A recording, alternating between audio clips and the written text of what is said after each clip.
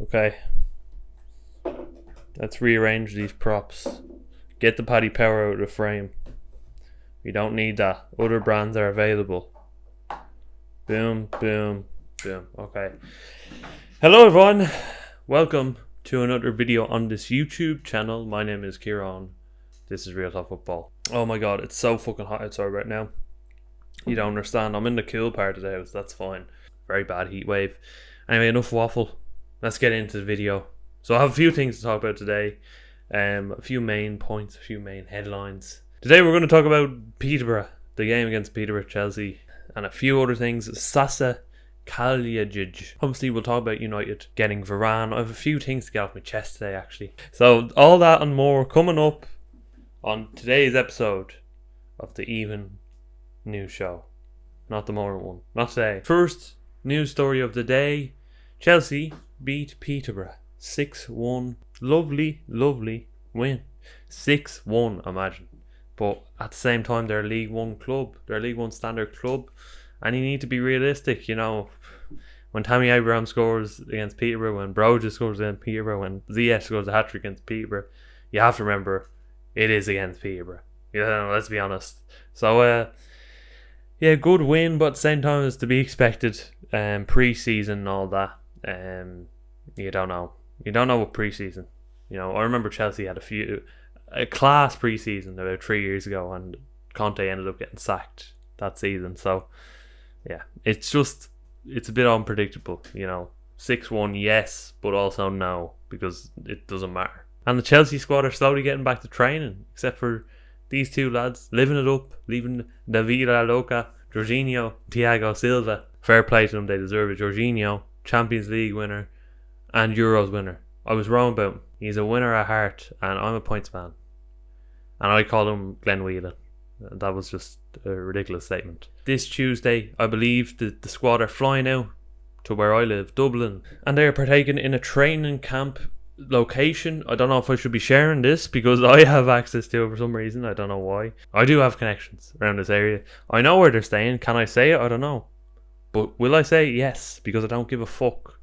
That's the reality. Chelsea are training this Tuesday in Carton House. So if you want to go see the squad, they're in Carton House. You heard it here first.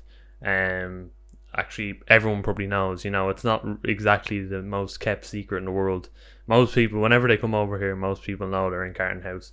So there you go. They're in Carton House. If you want to go and see them, they'll be here from Tuesday up until about. Well, I believe the game's on the 22nd. So yeah, there's a game on 22nd. Don't know who they're playing. League of Ireland club of some sort. Could be Pats, could be Bows. Probably one of the Dublin teams. Shelburne maybe. I don't know. But I'm sure whoever plays them will be playing their reserves against them because we're in the middle of our season here in Ireland. And as always, there's a lot of stuff circling around, as there always is in the transfer window. That's how the journalists make their money. The only one who's somewhat reliable, or is reliable, let's be honest, he's a very good journalist, is Fabrizio Romano. I do believe every word that man says. Take whatever I'm going to say with a pinch of salt, because it could be false, because journalists do false reporting. Let's talk about alternatives to Erling Haaland. You know what I mean? Like, why do we have to go and get him? Personally, I think it's a waste of time, it's a waste of money. And also, you bring that, baguette-eating prick, Mino Raiola. He probably eats spaghetti for breakfast, or pizza for breakfast every day. And then he eats it again for lunch, and he eats it again for dinner. Because, you know, he is greedy, and he's demanding 40 million of the Erling Haaland transfer fee. So personally, I wouldn't want to get involved with him.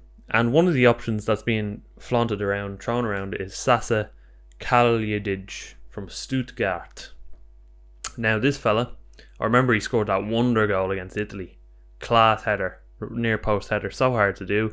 Missed all the bodies and went through the eye of a needle and scored. Now, that's all I know him from. And I knew I recognised him when I seen him come up. Kalajdzic. He's played for Austria, he played for Stuttgart. 16 goals last year in the Bundesliga from 33 starts. Not a bad record. At the same time, you know, will he work out? You know, he's not proven goal scorer like Haaland. You know what I mean? He's not proven to score goals on a week in, week out basis. Even Werner was proven from the Bundesliga. He scored 26 goals in the season before we bought him. and he ended up only coming out with 9 from the Premier League. So you need a Premier League proven or a physical presence, I would say. I think Chelsea have always done better up front with a physical presence. Costa, Drogba, you know, the likes. You know, an out-and-out striker. You need an out-and-out striker, in my opinion. I would go for someone like this fella. This fella's a physical presence. But I think, honestly, I believe, you know, Patrick Schick wouldn't be a bad option, in my opinion. He makes good runs. I've seen him in the Euros. Obviously, that's a once-off. He hasn't really performed at club level. So, you're taking a risk on him as well. The obvious option would be Haaland. You know, obviously I want Haaland as much as anyone. But at the same time, I see it with my realistic set of eyes, and I'm like, I don't fucking want Haaland if you're bringing that prick Mino Raiola. If you're bringing Mino Raiola into the club as the agent, I don't want Haaland, because it's just toxic. You know, he wants about 40 million the transfer fee. He's getting Haaland about 700 grand a week, and then the other players end up unhappy. So, yeah, personally, I want someone a bit more low key than Haaland. And there's fans out there that desperately want the Haaland deal to go ahead, but honestly, I'd prefer as someone like Schick, even this fella Colleges, if he can score goals, if he's good in front of goal, that's all we need. In my opinion, we have the star quality up front as it is. You know, we're okay up front. We're not bad. We just need someone to finish the goals off, because Werner's not doing it. Tammy Abraham isn't getting game time, it seems. That's another alternative. You know, is Tammy Abraham staying? Is he going to get more game time this season? As much as I like Tammy Abraham, I don't really see him banging in enough goals for us to win a league title. And I could be completely wrong saying that, but at the same time, I just don't see that happening. So I prefer to buy someone, bring someone in, but someone who's not connected to Mino Raiola, please. There you go. Man United are close to securing Raphael Varane. Now this is a bit neutral and not Chelsea related. If United got Varane, you'd expect them to win the league almost. You know what I mean? You get Sancho, okay, 70 million. Then you go ahead and you invest in a centre back, Varane. The only thing missing for United maybe would be a central defensive midfielder, someone who can play alongside Pogba, or I don't know if Pogba's leaving, someone who can play alongside Fernandes or in the pivot. They might even need two central defensive midfielders. You know what I mean? So you need to invest in that. I think if United get a central defensive midfielder of top quality, you'd expect them to win the league. Honestly, you would. You know, and that's up to Ole Gunnar Solskjaer and whether or not they do. But after getting Varane, if they get Varane, it looks like they are going to get Varane. Fabrizio's reporting it. They get Varane, they get Sancho. I worry. You know what I mean? So there you go. United get Varane. Actually, not much activity happening in the transfer window at the moment. I think United are the only team in the Premier League doing business. It's pretty dead at the moment. Chelsea not making any moves.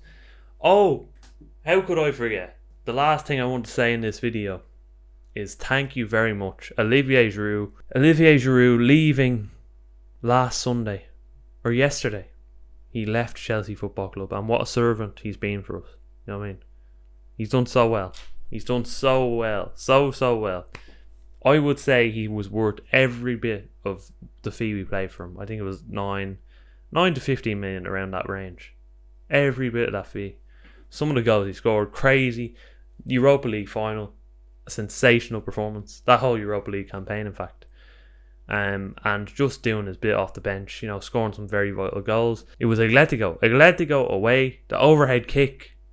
Oh, stuff of dreams. And just a great forward as well. Pity he didn't get more game time, to be honest. He was always number 2 striker, you know. He never really got the game time he probably did deserve. But he was a great striker when he was on the pitch. You know, I loved watching him. Such a likeable striker as well. Such a gent. And, you know, beautiful Giroud's gone from the club now. So that's it. Thank you all for watching, everyone. If you did enjoy the video, as I said, please give it a like. And you know what? I'll see you all in the next video very, very soon. Thanks for watching, everyone. I hope you enjoyed. Peace.